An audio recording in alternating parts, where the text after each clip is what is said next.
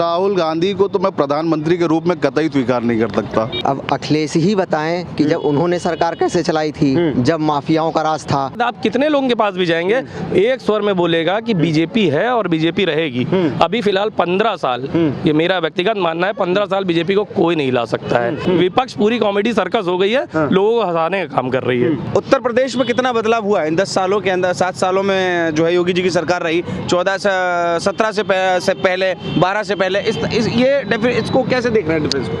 Mafia जो था वो लखनऊ में या उत्तर प्रदेश में आने को तैयार नहीं है। जितने माफिया थे या तो वो मर चुके हैं या तो इस समय जेल के अंदर हैं।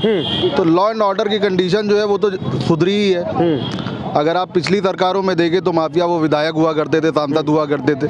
आज की डेट में अगर आप देखेंगे तो शायद ही कोई इस तरह का व्यक्ति आपको जो है सत्ता में मिले। फिर अगर आप देखते हैं तो हिंदू मुस्लिम या जो भी मतलब जो है समीकरण थे, इनके विषय में आज ज़्यादा बात नहीं होती है। तुष्टीकरण की राजनीति खत्म हुई है। तो सरकार ने अच्छा काम किया है तो दोबारा ये आएगी ही आएगी। तो इस बार जो है भाजपा में ही रहेगा उत्तर प्रदेश। भारत में भी जो है भाजपा की लहर आ चुकी है। तो अब इसको डिनाई करना मुश्किल है। विपक्ष का काम ही है कि वो हमारे काम को डिनाई करे या भाजपा के काम को डिनाई करे। लेकिन जो आ चुका है वो आ चुका है, अब इसको स्वीकार करना पड़ेगा। अभी आया कहाँ है? चुनाव बाकी है और इतने कॉन्फिडेंस से कह रहे हैं राहुल गांधी की 400 पार, तो डर के कह रही है भाजपा 200 पार भी होना मुश्किल है। नहीं, राहुल गांधी का कहा हुआ कभी कुछ हुआ है? उनके बोलने पे जनता हंसती है, जनता उनको नेता स्वीकार नहीं कर पा रही है। आज की डेट में राहुल गांधी को कोई व्यक्ति, किसी भी व्यक्ति से आप पूछिए, जो भी आज वोटिंग राइट जिसका जनरेट हुआ है, अगर आप उस व्यक्ति से भी पूछेंगे जिसको अभी अभी राइट जनरेट हुआ, 18 साल जिसके अभी पूरे हुए हैं, वो व्यक्ति भी राहुल गांधी को अपना नेता स्वीकार नहीं कर पाएगा अगर वो थोड़ा सा बुद्धि रखता है तो अगर आप आज की कंडीशन देखें, आज जनता पढ़ भी चुकी है, पहले से जनरेशन अपग्रेड हुई है। तो आज उस तरह का व्यक्ति चाहिए जिस तरीके से योगी जी और मोदी जी चल रहे हैं। राहुल गांधी ने आज तक कोई भी ऐसा कोई बयान नहीं दिया है जिस पे लोगों ने हंसा ना हो। पर कांग्रेस के नेता तो कहते हैं कि अगर देश को बचाना है तो राहुल गांधी को प्रधानमंत्री बनना पड़ेगा, तभी देश सही जगह चलेगा। राहुल गांधी को तो मैं प्रधानमंत्री के रूप में कतई स्वीकार नहीं कर सकता। जिस तरह के उनके हाव भाव रहते हैं, जिस तरीके से उनके बयान रहते हैं, मुझे नहीं लगता कि वो मुख्यमंत्री भी बनने के योग्य हैं। प्रधानमंत्री तो छोड़ दीजिए, लेकिन हो सकता है भविष्य में कभी ये अपग्रेड हो अपनी गलती। लेकिन लोकतंत्र बचाओ मोदी, लोकतंत्र बचाओ मोदी हटाओ, संविधान बचाओ मोदी हटाओ, तो ये सब के भी तो आरोप लग रहे हैं। भैया, संविधान को कब खतरा हुआ? संविधान को मोदी जी ने कैसे खतरे में डाला? एक भी इनका कोई भी बयान जो है, अगर आप उसको विजुअलाइज करेंगे, तथ्यों पे खंगालेंगे, तो ये लोग धराशायी हो जाते हैं, अपनी बातों में फंसते हुए नजर आते हैं। जो इन्होंने पहले किया है वही चीजें इनके सामने आज खड़ी हुई हैं, जो इनकी गलतियां थी। नेता बनने योग्य राहुल गांधी तो कभी नहीं थे। अखिलेश जी हैं, तो अखिलेश जी मुझे लगता है कि लोगों को स्वीकारते हैं, लेकिन लोग उनको अब नहीं स्वीकार पा रहे हैं एक नेता के रूप में। अखिलेश जी भी मुझे नहीं लगता कि इंडिया गठबंधन में ऐसा कौन है जो मोदी जी के बराबरी का मतलब टक्कर। फिलहाल तो कोई नहीं है। फिलहाल तो कोई ऐसा लगता है कि इंडिया गठबंधन से ये कोई चेहरा निकल के आएगा? बिल्कुल नहीं हो सकता। नहीं लगता अभी फिलहाल नहीं हो सकता। तो फिर क्या तीसरी बार फिर एक बार भाजपा से बिल्कुल आएगी? आपको लगता है? निश्चित। और लोगों से बात करते हैं। सर, क्या नाम आपका? सुंदरम मिश्रा। मिश्रा जी, क्या लग रहा है, लखनऊ को फतेह कर रहे हैं, उत्तर प्रदेश को फतेह कर रहे हैं या फिर देश को फतेह कर रहे हैं? लखनऊ के बारे में तो अगर कहा जाए तो बीजेपी छोड़ के मैंने अपने जानने में दूसरा चेहरा देखा नहीं और ना देखना चाहूँगा। अब रही बात उत्तर प्रदेश की या पूरे अगर भारत की बात करें तो वर्तमान समय में तो मुझे लग रहा है कि भारत का हर हिस्सा भगवामय होता जा रहा है और आगे भी यही संभावना दिख रही है। जो हाल में इलेक्शन होने वाले हैं इसमें भी एक तरफा बीजेपी जीत रही है। अब मैं एक समर्थक के साथ एक अच्छा आलोचक भी हूँ, तो मैं ये जरूर कहना चाहूँगा, एक मुद्दा और है जो युवा पीढ़ी है जो बेरोजगारी की बात कर रही है। आप जहाँ पर खड़े हैं यहीं पर कहीं धरने हुए हैं, इसको थोड़ा सा नजरअंदाज किया जा रहा है, जिसको मैं व्यक्तिगत रूप से सही नहीं मानता हूँ। बाकी मुझे बीजेपी में ऐसी कोई कमी नहीं दिख रही है। कमी नहीं लगती है? नहीं। लेकिन जो संविधान बचाओ और लोकतंत्र बचाओ ये सब भी आरोप लग रहे हैं, वो उसको कैसे देख रहे हैं? देखिए, विपक्ष खत्म नहीं हो गया है ना। विपक्ष में अगर जो व्यक्ति भी रहेगा वो वर्तमान गवर्नमेंट जो काम करेगी उसकी आलोचना करना उसका काम है। विपक्ष में कोई भी पार्टी रहेगी वो आलोचना करेगी। अब वो आलोचना का दायरा उसका सही है गलत है ये तो जनता डिसाइड करेगी, आने वाला इलेक्शन डिसाइड करेगा। और जनता के बीच तो हम हैं नहीं, उसी जनता के बीच होने के बाद आप कितने लोगों के पास भी जाएंगे, एक स्वर में बोलेगा कि बीजेपी है और बीजेपी रहेगी। अभी फिलहाल 15 साल, ये मेरा व्यक्तिगत मानना है, 15 साल बीजेपी को कोई नहीं ला सकता है। और रही बात संविधान की, तो संविधान को खतरा पहुंचाना इतना आसान नहीं है जितना कह दिया जाता है। अगर जो भी व्यक्ति, मैं तो पेशे से अधिवक्ता हूं, अगर किसी व्यक्ति से पूछ लिया जाए कि संविधान को खतरा पहुंचाया जाएगा कैसे और संविधान में क्या क्या आता है, तो मुझे लगता है कि लगभग 65% लोग संविधान में क्या क्या आता है और क्या उनके अधिकार हैं और क्या उनके कर्तव्य हैं, इसके बीच जो समन्वय है वो नहीं बता पाएंगे। तो फिर पूरे देश में ये माहौल इंडिया गठबंधन की बैठकों में स्पष्ट रूप से कहा है, मोदी हटाओ संविधान बचाओ, लोकतंत्र बचाओ तो मोदी हटाओ। देखिए, बचपन में हम लोग को दादी थी, परदादी हमारे साथ रही हैं, बताती थी चोर चोर मौसेरा भाई। तो वर्तमान समय में जब कोई पार्टी अच्छा काम कर रही है तो अब एक साथ सबको बुरा कैसे लग सकता है? अगर सब गठबंधन करके एक हो रहे हैं तो इसका मतलब कोई सही काम कर रहा है, तभी तो उसे हटाने की बात हो रही है। तो जितने भी लोग मोदी को हटाना चाहते हैं उनकी सच्चाई लगभग जनता जानती है और उसका परिणाम इस इलेक्शन में आपको सामने दिखेगा। कांग्रेस जो है वो तमाम तरह के न्याय की बात कर रही है इस समय, जो मैनिफेस्टो में न्याय डाला है, नारी न्याय, नारी सम्मान, तमाम तरीके के रोजगार न्याय, युवा न्याय, तमाम तरीके के न्याय की बात कर रही है, जिसमें नौकरियां देने की बात और बेरोजगारों को पेंशन देने की बात और भत्ता देने की बात कर रही है। कैसे देख रहे हैं? कांग्रेस की बात अगर जनता के बीच, अब 70 साल कांग्रेस शासन किया कांग्रेस ने, और उत्तर प्रदेश की रही बात, अगर आप उत्तर प्रदेश राजधानी में रहे हैं, 1987 के बाद कांग्रेस का कोई मुख्यमंत्री नहीं बना। नारायण दत्त तिवारी यहाँ के मुख्यमंत्री रहे कांग्रेस के नेतृत्व में अंतिम बार, उसके बाद कोई मुख्यमंत्री नहीं बना।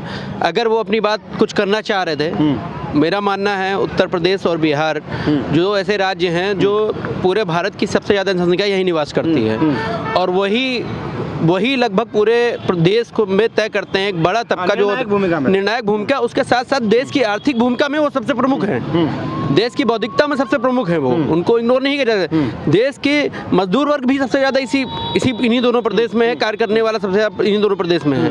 तो उस कारण अगर देखा जाए उनकी स्वीकार्यता क्यों नहीं पहुंच पा रही है, ये कांग्रेस में स्वयं में आकलन करना पड़ेगा। यदि कहते हैं बार बार मान लिया जाए चलो कि भाजपा कार्य नहीं करती है, भाजपा अगर कार्य नहीं करती है तो फिर क्यों जनता के बीच में स्वीकार किया जा रहा है? कार्य कर रही है तभी और समझ रहे हैं ना, कहते हैं ना बटन कहीं दबाओ भाजपा में। नहीं, ये ऐसा नहीं है। तो बीपीटीपी जो एक व्यवस्था लेके हिमाचल में भाजपा कैसे कांग्रेस कैसे जीत गई?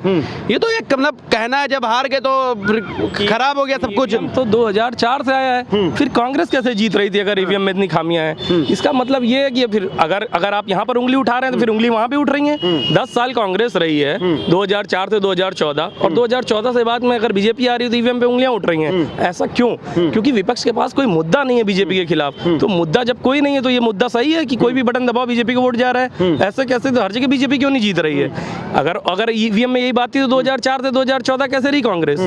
ईवीएम में कोई खामी नहीं है। लोग विपक्ष में मुद्दा नहीं है बीजेपी के खिलाफ, इसलिए ये मुद्दा बना रहे हैं और ऐसा हास्यास्पद मुद्दा बनाते हैं कि इनके कुछ कहने के बाद लोग, जो समझदार लोग हैं, वो केवल हंसने का काम करते हैं और एक कॉमेडी सर्कस हो गई है। विपक्ष पूरी कॉमेडी सर्कस हो गई है, लोगों को हंसाने का काम कर रही है। लेकिन ये जो मैनिफेस्टो आया है कांग्रेस का, बड़ा लुभाने की कोशिश की जा रही है जनता को। तो क्या जनता इस तरफ जारी करे? 30 लाख नौकरी दे रहे हैं, 30 लाख नौकरी दे रहे हैं, 30 लाख नौकरी निकालेंगे, 72,000 रुपए सालाना बेरोजगारों को देंगे, 1 लाख रुपए सालाना जो है वो घर की बुजुर्ग महिलाओं को दिया जाएगा।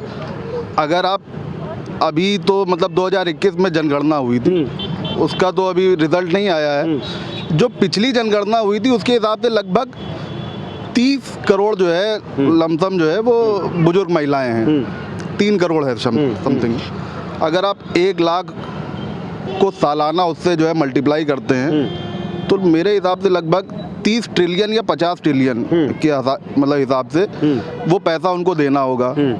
भाई साहब, इतनी तो जीडीपी भी नहीं है भारत की। किस तरीके से आपने मैनिफेस्टो बनाया है, किसने डिजाइन कर दिया? मतलब ये तो लॉलीपॉप है सीधे सीधे कि आप मुझे बुला लीजिए बस मैं आ जाऊं किसी तरीके से सत्ता में। तो ये नहीं हो पाएगा। आप मतलब जनता को मैनिफेस्टो समझ नहीं आया। आप जीडीपी से ज्यादा पैसा कैसे बांट सकते हैं? वो लॉजिकल ही नहीं है। वो केवल राहुल गांधी बनवा सकते हैं ऐसा मैनिफेस्टो बिना किसी आपसे भी जरा चर्चा की, थोड़ा सा चर्चा कर ली जाए। इधर आप बीच में आ जाइए। क्या क्या लगता है, आपने सबकी बात सुनी, आपका खुद का वक्तव्य क्या कहता है कांग्रेस को लेकर? इधर इधर बीच में बात है कि बीजेपी इस टाइम बहुत सशक्त रूप से लोगों को प्रभावित किया है। हमने भी यूपी में देखा है कि कैसे एक रोड कनेक्टिविटी है, और जो एक सबसे बड़ी बात है जो किसी ने नहीं नोटिस की ना बोली है, जो यूपी में स्वास्थ्य सेवाओं का जो विकास मतलब अच्छे से बहुत अच्छे से स्वास्थ्य सेवाएं दी जा रही हैं, महंगी महंगी दवाइयाँ हैं, उन पर भी आप जाइए तो उस पर कोई पैसा नहीं ले रहे हैं। तो सबसे अच्छी बात मैंने जो नोटिस की है कि यूपी में स्वास्थ्य सेवाएं बहुत बेहतर हुई हैं, और जो रोड जो कनेक्टिविटी, आप बड़े बड़े एक्सप्रेस छोड़ दीजिए, गांव से एक जनपद को जोड़ना हो, शहर को जोड़ना, हाँ। तो ये बहुत बड़ी चीज़ है कि मतलब इस चीज़ों पर सरकार ने ध्यान दिया है। लोगों को आने जाने में आजकल बहुत दिक्कत होती है। और लेकिन जैसे कि कुछ चीज़ें कहें इन चीज़ों के अलावा कि जो मुद्दे की बात करें, तो मुद्दे में मेरे रूप उससे देखें तो अभी भी एक मुद्दा है जो महंगाई का सबसे बड़ा मुद्दा है, और उसके साथ एम्प्लॉयमेंट। जैसे भैया ने बताया कि ये वही जगह है जहाँ पे अधिकतर धरने होते हैं लखनऊ के, तो अभी भी सरकार का यहाँ अभी कुछ दिन पहले कुछ शिक्षक भर्ती घोटाले को लेकर लोग बैठे रहे थे। सरकार की ओर से कोई भी रिएक्शन नहीं था कि कोई आया हो या बात की गई हो या फिर कुछ कुछ संतुष्टि के रूप में भी बोला गया हो। तो थोड़ा सा ये रहता है कि इन चीज़ों पर सरकार को थोड़ा सा ध्यान देना चाहिए। क्या लगता है बेरोजगारी पे और कहीं ना कहीं ये जो चीज़ों पे है जो भाई ने बताया, उसमें कहीं ना कहीं सुधार और होना चाहिए? सुधार होना चाहिए। जनता की बात है, लोकतंत्र है, लोकतंत्र में जनता तय करती है, सरकार बना जनता ही तय करती है। यदि कहीं कमी हो गई हो, क्योंकि एक सीधी सी बात है, जो काम करता है उसी पर उंगली उठती है, और जो कार्य कोई नहीं करेगा उस पर कोई उंगली नहीं उठेगी। तो सीधी बात है, सरकार कार्य कर रही है, अगर उसमें कोई कमियां नजर आती है आगे सरकार सुधारेगी, प्रयास करेगी, नहीं तो जनता उसको अपने हिसाब से समझ रखेगी। फिलहाल उत्तर प्रदेश में अगर इस तरह से मुद्दा बनाया गया तो 2022 में बेरोजगारी का मुद्दा बनाया गया था, 2022 में, उसके पहले बनाया गया था। तो अगर सरकार इतने प्रचंड बहुमत से कैसे आ गई, इसका मतलब जनता तक ये बात गई है कि अगर जहाँ पर कहीं खामियां रह गई सरकार सुधार करेगी, दूसरे दलों पर विश्वास नहीं हुआ जनता को।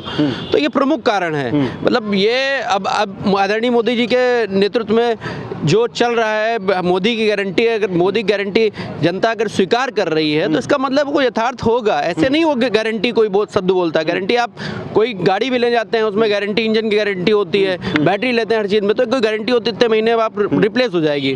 उसी प्रकार मोदी जी के नेतृत्व में जो योजनाएं हैं वो जनता को लुभा रही हैं और वो यथार्थ रूप में सत्य साबित हो रही हैं, तभी ऐसे मोदी जी की गारंटी सफल हो रही है। आपसे सर जरा जान लूं, अखिलेश यादव कह रहे हैं कि डबल इंजन की सरकार फेल है और बाबा जो है वो प्रदेश चला नहीं पा रहे हैं, सिर्फ तानाशाही चल रही है। इधर आके जवाब देना। अब अखिलेश ही बताएं कि जब उन्होंने सरकार कैसे चलाई थी, जब माफियाओं का राज था। आज की तारीख में प्रदेश की सरकार काम भी कर रही है, विकास भी कर रही है, और माफियाओं को भी लगाम लगा रही है, सुशासन चल रहा है। अखिलेश जी बताएं ना उन्होंने क्या उनको दिक्कत है, वो खुद बताएं। हम लोग को तो जनता को तो बहुत अच्छी सरकार लग रही है, हम लोग को हर चीज़ में सुविधा। तानाशाही उत्तर प्रदेश में है, बिल्डोजर नीति जो है ये बिल्कुल गलत है। ये बताइए, जिसका अवैध है सिर्फ उसी पे बुलडोजर चल रहा है। आप लीगल बनाइए, आप लीगल करिए, आप पे तो नहीं चलेगा। अवैध पे ही तो चल रहा है, किसी इलीगल पे तो चल नहीं रहा है। तो अखिलेश जी बताएं ना, आप पहले तथ्य को लेके आइए सामने, तथ्य सही है कि गलत है, उसके बाद आप फिर उंगली उठाइए। उंगली ऐसे ही नहीं उठाइए। अखिलेश जी से ये निवेदन है। बाकी सरकार बहुत अच्छी चल रही, सुशासन है, बहुत बढ़िया है। आज महिलाएं रात में 10 बजे हों चाहे रात में 2 बजे हों, आराम से निकल रही हैं, कोई दिक्कत नहीं है। पुलिस सचेत है, हमेशा आपकी सेवा में है। हमें तो बहुत अच्छा लग रहा है। राहुल गांधी तो स्पष्ट कह रहे हैं कि वो चीज़ें जो है बिल्कुल वापस की ओर है। देश जो है कई सालों पीछे चला गया इन 10 सालों के अंदर, और हम आएंगे तभी सुधार हो पाएगा। देखिए, राहुल गांधी से और भी उनकी पीढ़ियों ने बहुत आए रहे, 70 साल रहे, उन्होंने तो हमें तो नहीं लगता कुछ किया ऐसा। अब राहुल गांधी क्या कहते हैं क्या नहीं कहते हैं वो तो हमको नहीं मालूम है, अब वो समझे उसकी बात है, हमें उससे कोई कुछ नहीं कहना। राहुल गांधी जरा और जान लेते हैं। अंकल थोड़ा इस तरफ आ जाए हम। क्या डबल इंजन की सरकार का जो रिजल्ट है वो क्या आपकी नज़र में क्या रिजल्ट है? अरे बहुत बढ़िया रिजल्ट है। हाँ। कोई विकल्प नहीं है ना, लोगों के पास कोई विकल्प नहीं है। हाँ। कोई भी कितना भी बोले उससे कहो कि भाई विकल्प बताओ, मुंह बंद हो जाता है। कोई कुछ बोले तो कोई नहीं है। जैसे राहुल गांधी, इनका उनका कोई मतलब कोई कह ही नहीं सकता।